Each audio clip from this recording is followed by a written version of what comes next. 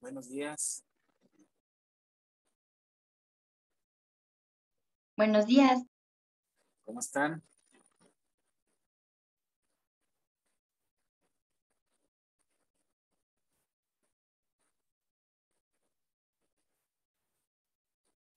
¿Sí me escuchan?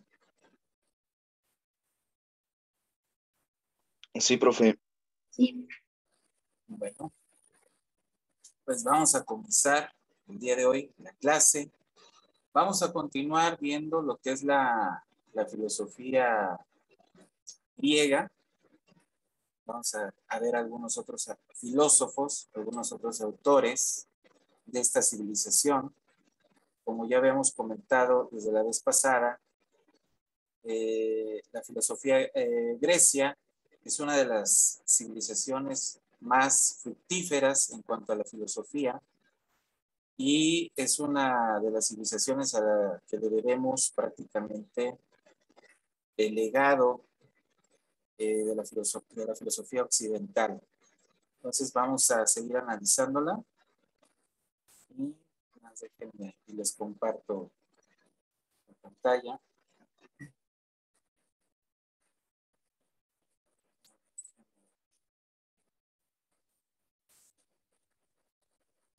Me avisan cuando ya vean la presentación, por favor.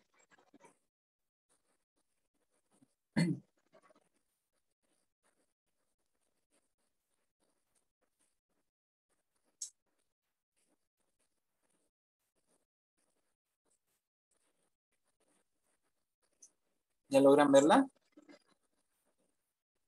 No, aún no aparece. Bueno, espera.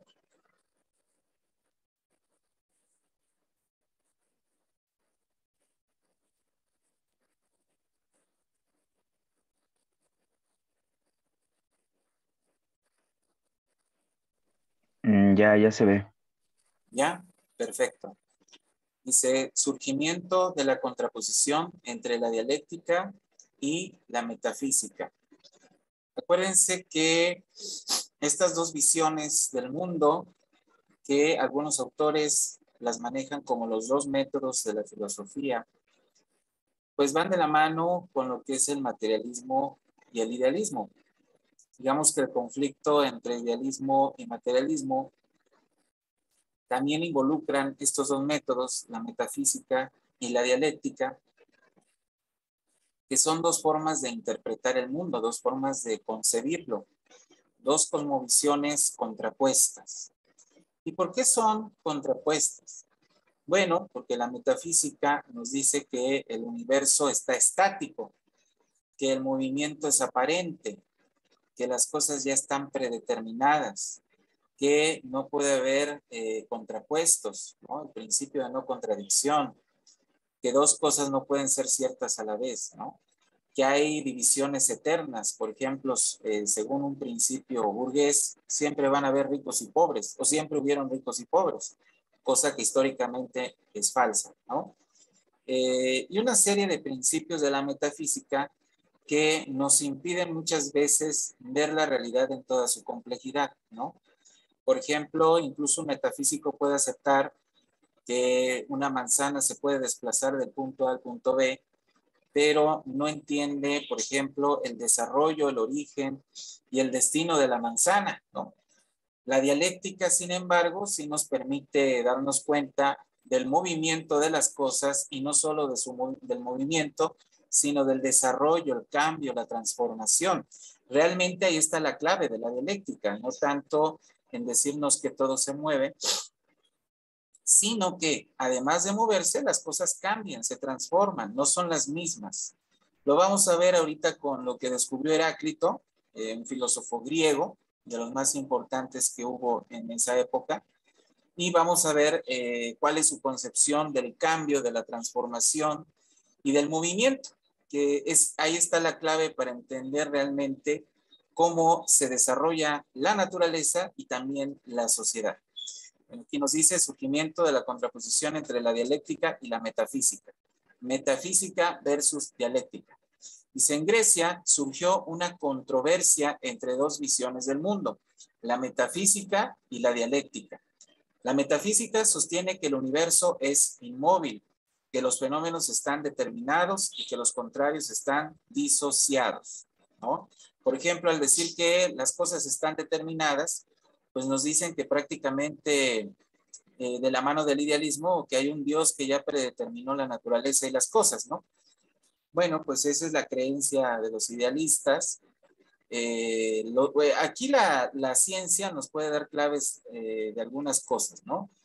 Por ejemplo, la biología evolucionista nos dice que todo se ha transformado, ¿no? Ha habido transformación de una especie a otra.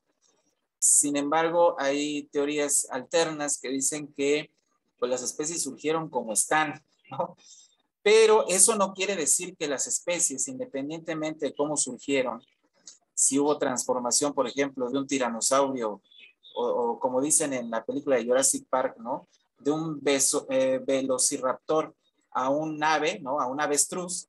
Bueno, independientemente de esa teoría, o de que si las cosas surgieron ya predeterminadas en cuanto a su genética, su código genético, su estructura, ¿no? O sea, los elefantes siempre fueron elefantes, los simios siempre fueron simios y los hombres siempre fueron hombres, independientemente de eso, lo cierto es que las cosas cambian, se transforman, no permanecen igual. Incluso si nosotros vamos atrás en el tiempo, nos vamos a encontrar que las características de los hombres de hace 1000 o 2000 años no son las mismas de las características de ahora. Incluso para no ir más lejos, una persona no vivía lo mismo hace 60 años a lo que vive hoy. En México, por ejemplo, hoy nuestra esperanza de vida es alrededor de 75 años. Antes, en los años 30, 40, una persona vivía máximo 50 años, 45 años, ¿no? Entonces, las cosas han cambiado, el hombre no es el mismo, incluso su conocimiento es mayor ahora que el que tenía hace 1000 años, ¿no? Gracias al desarrollo de las fuerzas productivas. Su capacidad intelectual ha aumentado, sus habilidades físicas. Antes el hombre no tenía las habilidades, el hombre antiguo, como las tiene ahora. Por ejemplo, ahora tenemos habilidades para hacer deportes que antes eran impensables, ¿no? Entonces el hombre se transforma, los animales también se han transformado y se han adaptado. Se ha descubierto que la microevolución es más que comprobable. La macroevolución es más complicada, pero la micro sí se puede comprobar porque efectivamente cada especie tiene un abanico de oportunidad para transformarse y adaptarse a su medio. Y eso lo descubrió Darwin, por ejemplo, en la isla Galápagos cuando vio los pinzones. Los pinzones se iban adaptando dependiendo de las circunstancias. Si necesitaban un pico más duro, los que se podían adaptar, pues lo desarrollaban, ¿no? O más blando, dependiendo del tipo de semilla que querían comer. Entonces, y esto se debe a que su genética, su código genético tiene esa posibilidad de adaptación, ¿no?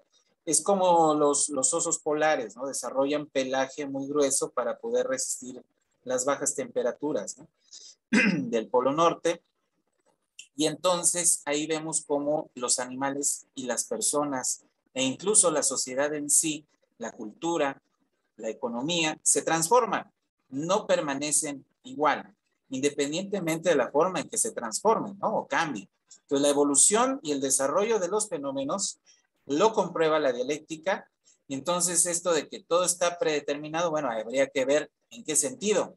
Es decir, las cosas no son iguales hace 2000 años o como son ahora, y eso lo descubrió Heráclito, ahorita lo vamos a ver. Entonces las cosas se mueven, las cosas cambian, las cosas se transforman de una o de otra manera, independientemente de cuál teoría nosotros tratemos de utilizar para explicar esta transformación, pero todo cambia, ¿no? Incluso muchos dicen, algunos expertos en política, por ejemplo, que Morena es el PRI, ¿no? El viejo PRI, claro, ¿no? El PRI de Echeverría, de Díaz Ordaz, de López Portillo, de la Madrid, ese es el PRI al que se refiere, ¿no? Que se parece Morena. La realidad es que si vemos las cosas con detenimiento, pues Morena no es precisamente el PRI, o sea, sí tiene muchas diferencias con respecto al PRI. Hay muchas similitudes, sí, incluso porque muchos de sus miembros eran del PRI, ¿no? Como Manuel Barlet, el mismo Marcelo Ebrard, etcétera. Entonces sí, hay mucho parecido con el PRI, pero eso no quiere decir que sea igualito al PRI de hace 60 o 50 años. sí hay diferencias, incluso porque Morena es más torpe para gobernar que el PRI, ¿no?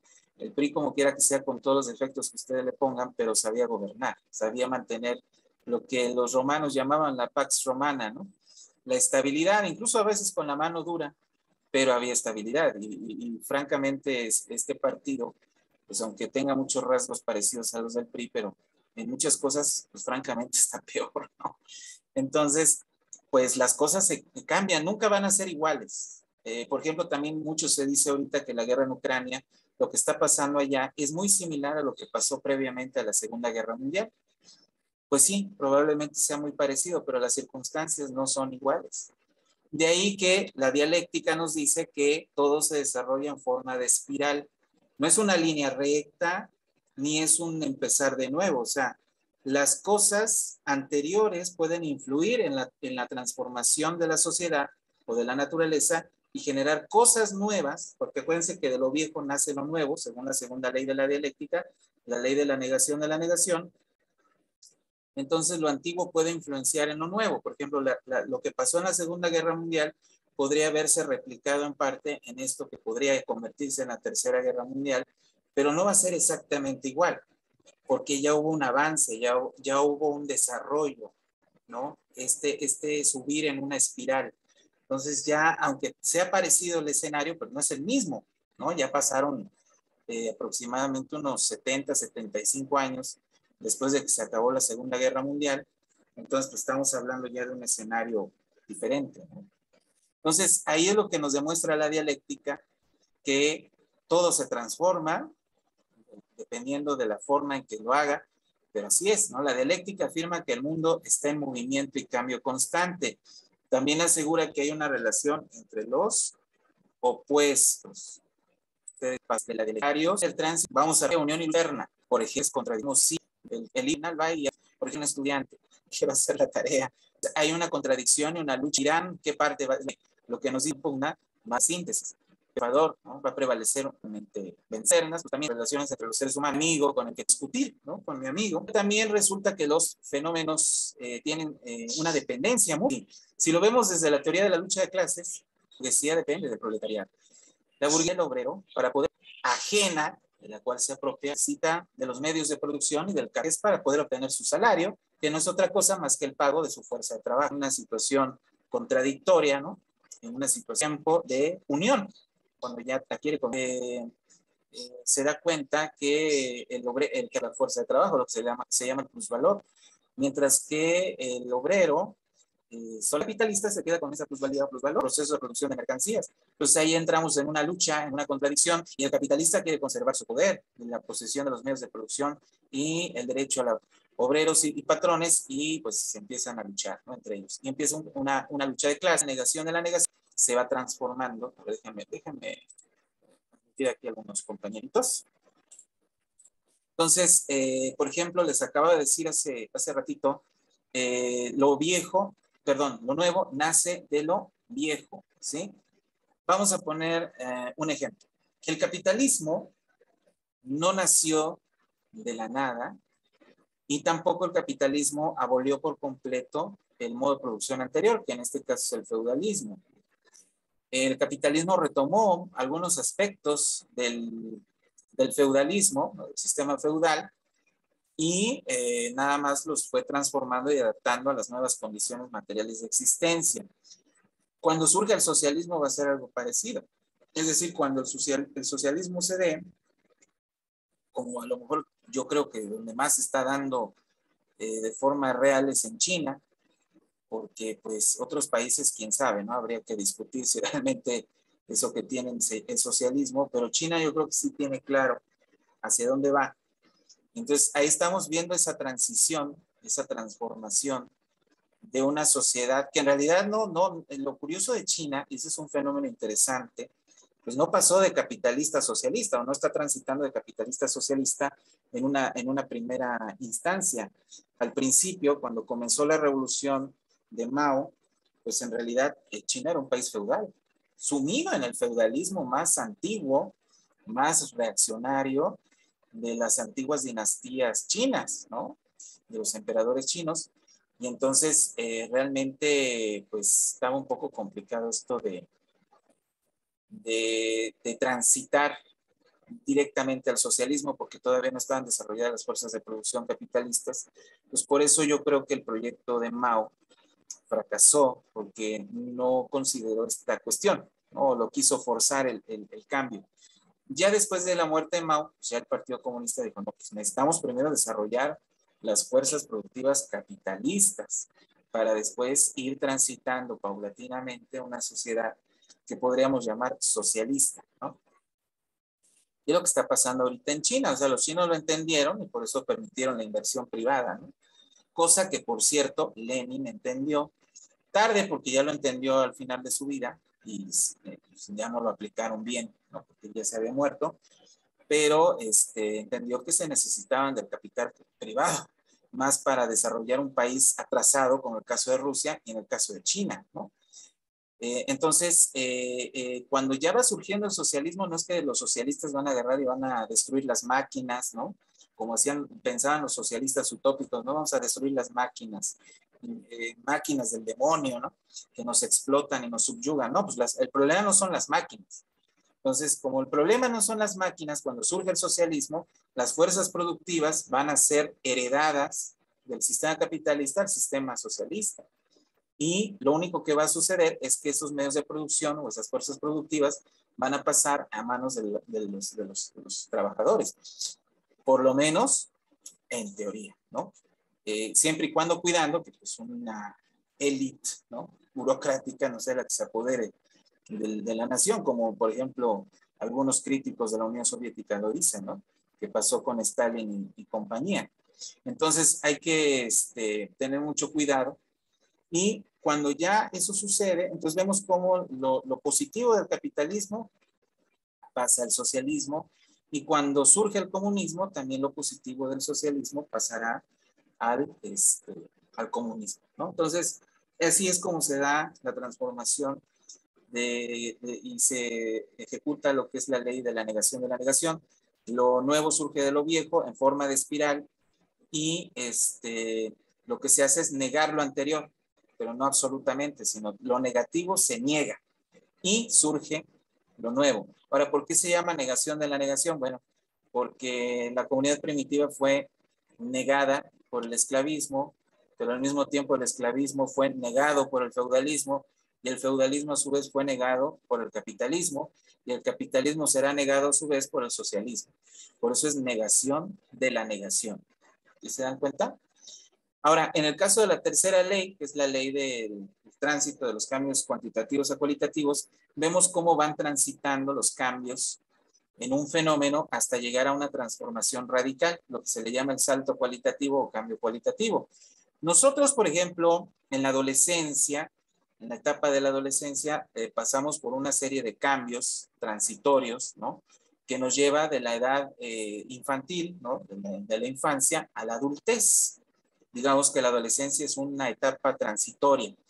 Y entonces se dan una serie de cambios que se van sumando, se van sumando, se van sumando, hasta que finalmente se da un cambio cualitativo, un salto cualitativo y ya tenemos un nuevo fenómeno, que en este caso pues es el hombre o la mujer adultos, ¿no? Los adultos, ya nos convertimos en adultos. Ya dejamos la etapa anterior de la infancia y ya nos convertimos en adultos.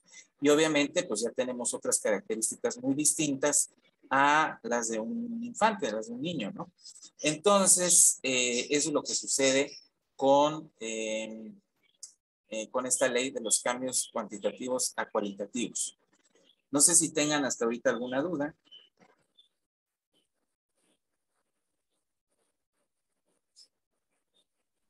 No, profe. ¿Vamos bien? Todo bien, profe. Bueno, Sí. perfecto. Entonces, vamos a ver, en la filosofía de Heráclito, en Éfeso, Grecia. Vamos ahora sí a entrar a ver lo que es Heráclito. Para Heráclito, las cosas son transitorias y cambiantes. Nada permanece para siempre porque todo está en movimiento.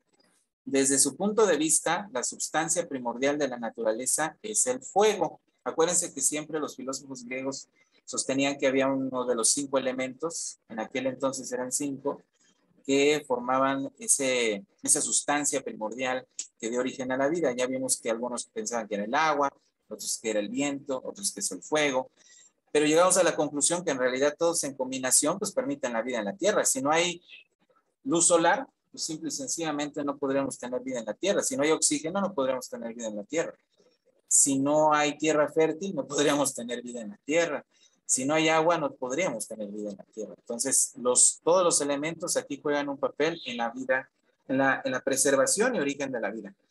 Para Heráclito, la naturaleza está en un constante proceso de cambio y es el fuego la sustancia que es más susceptible de cambiar. Eso según su perspectiva. La realidad es que todos los elementos cambian. Y, por ejemplo, yo más bien lo veo de forma más obvia en el agua, ¿no? Desde mi punto de vista. Por ejemplo, el agua la podemos ver en forma de vapor, el agua la podemos ver en forma de hielo, ¿no? Sólida, la podemos ver en forma líquida, en fin, incluso en forma viscosa, ¿no? Entonces, en realidad el agua yo creo que es más maleable que cualquier otro elemento, ¿no? El viento, pues yo lo veo complicado transformarlo en algo diferente a lo que es, incluso porque el viento pues no se puede tocar, ¿no? El fuego, bueno, pues sí, puede ser, ¿no? Se puede transformar en otra cosa y así sucesivamente, ¿no? Ahora, vamos a ver, siguiente diapositiva. El cosmos no fue creado por ningún dios, ya que siempre ha existido. Bueno, hay, incluso el marxismo, ¿no? En manuales antiguos de la Unión Soviética, me acuerdo que leí uno, que dicen que el universo es eterno, que siempre ha existido. Bueno, no es tan así, no es precisamente de esa manera. Gracias al descubrimiento del Big Bang se sabe que el universo tuvo un origen, tuvo un principio. Dicen, bueno, a lo mejor el universo tuvo un principio, pero eso no quiere decir que la materia de alguna forma ya existía previamente, ¿no? Lo que existían eran las famosas fluctuaciones. Las fluctuaciones cuánticas, digamos que son formas de premateria que ya existían en lo que se le llama el vacío primordial, ¿no? Y que estas fluctuaciones cuánticas en algún momento dieron origen al universo. Bueno, pues esas son teorías. Pero incluso Heráclito creía que efectivamente el universo siempre había existido. Cosa que pues sabemos que no. El universo como materia es eterna, o ya existía una forma previa de materia, que en este caso son las fluctuaciones cuánticas. Bueno, pues eso es tarea para cada uno de nosotros investigarlo. El universo es fuego eternamente vivo. Bueno, Lenin, Heráclito es uno de los máximos exponentes de la dialéctica y del materialismo ateo.